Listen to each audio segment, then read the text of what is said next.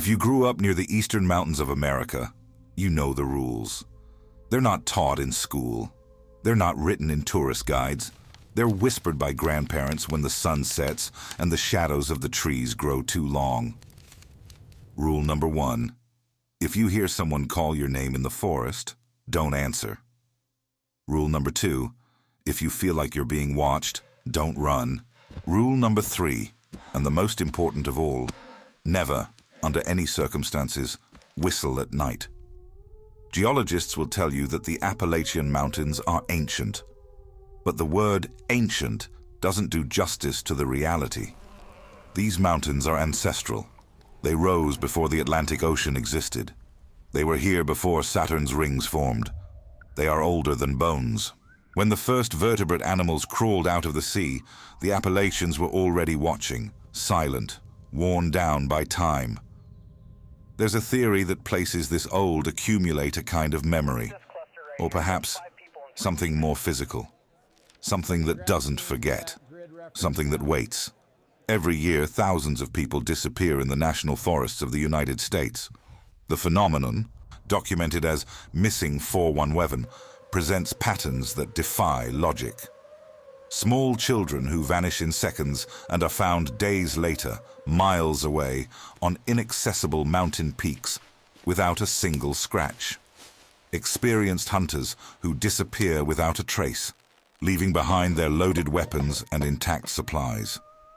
Hikers who are discovered weeks later, in areas that were already searched multiple times, as if they had been placed there after the fact.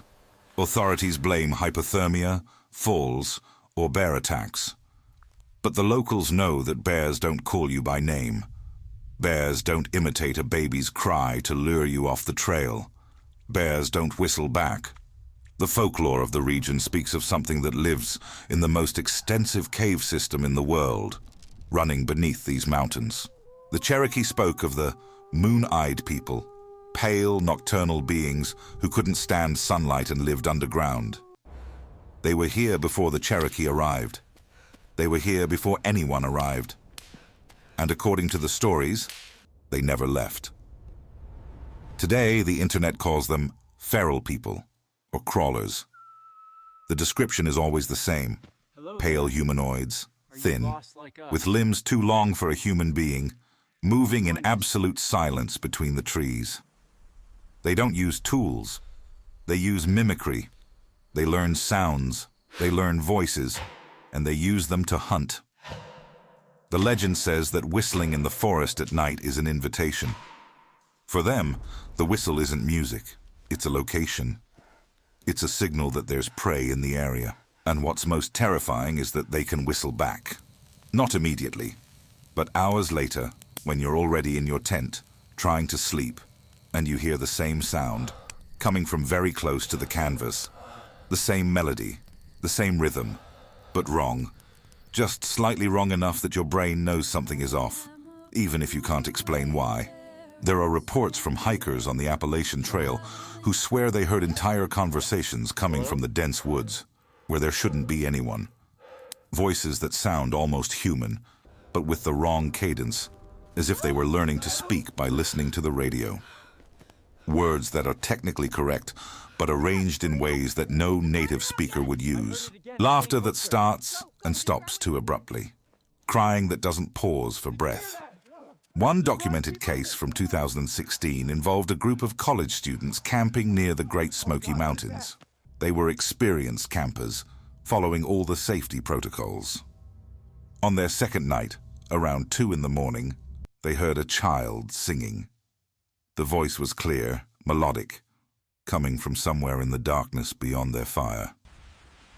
The song was, "You Are My Sunshine," but sung slowly, with long pauses between verses. One of the students, thinking it was a lost child, called out. The singing stopped. Then, from a completely different direction, the same voice called back, using the student's exact words, in the student's exact tone. They packed up and left immediately, hiking out in the dark. When rangers checked the area the next day, they found tracks, barefoot, human-sized, But the stride length was wrong, too long, and the prince only appeared in one direction, leading deeper into the forest, never coming back out. We like to think we're at the top of the food chain. We built cities, roads, and satellites. We believe we conquered nature. But in the Appalachians, nature is different. It wasn't conquered. It just learned to hide. It was here millions of years before us, and it will probably be here long after we're gone. And it's patient, infinitely patient.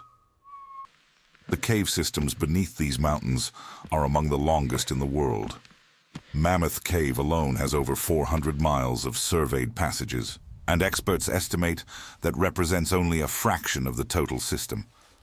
The caves connect across state lines, forming a subterranean network that nobody has fully mapped. And in those caves, in the deepest sections where no light has ever reached, things have evolved in isolation for millions of years. Things that have adapted to complete darkness, things that hunt by sound. That's why you don't whistle. Because in the deep caves, sound is everything. It's how you navigate. It's how you find food. It's how you communicate. And if something down there hears a whistle, it knows exactly what that means. It means there's something alive above ground, something that doesn't belong to the darkness, something that can be followed. There's a reason the old-timers tell you to stay on the marked trails. It's not just about getting lost. The trails are safe because they're traveled, they're known, they're watched by other humans. But step off the trail, go into the old-growth forest where the canopy is so thick that noon looks like twilight, and you're entering a different world. A world with different rules. A world where you're not the observer anymore. You're the observed.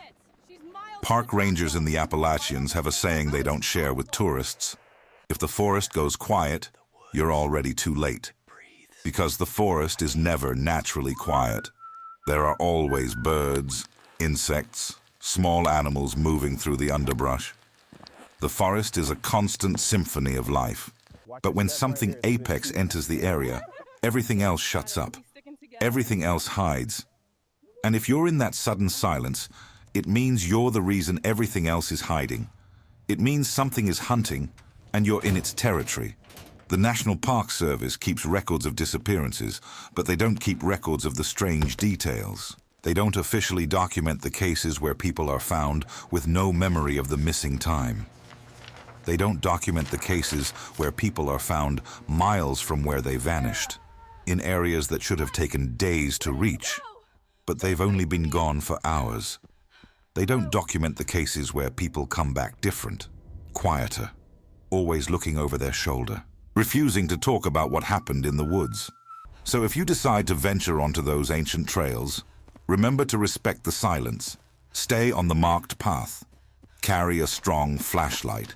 Keep your group together. And if the forest suddenly goes quiet, if the birds stop singing and the wind dies, don't look back. Just keep walking. Walk fast. Walk toward the light, toward the road, toward other people. Because in the Appalachians, if you see something, that something has been watching you for a long time. It's been following you, learning your voice, learning your patterns, and it's deciding whether you're worth the effort. The mountains are old, older than our species, older than our civilizations, older than our gods. And they remember everything. Every person who walked into the trees and never came out. Every whistle that echoed through the valleys and was answered by something that shouldn't be able to answer. Every rule that was broken, and every consequence that followed. So don't whistle in the Appalachian Mountains.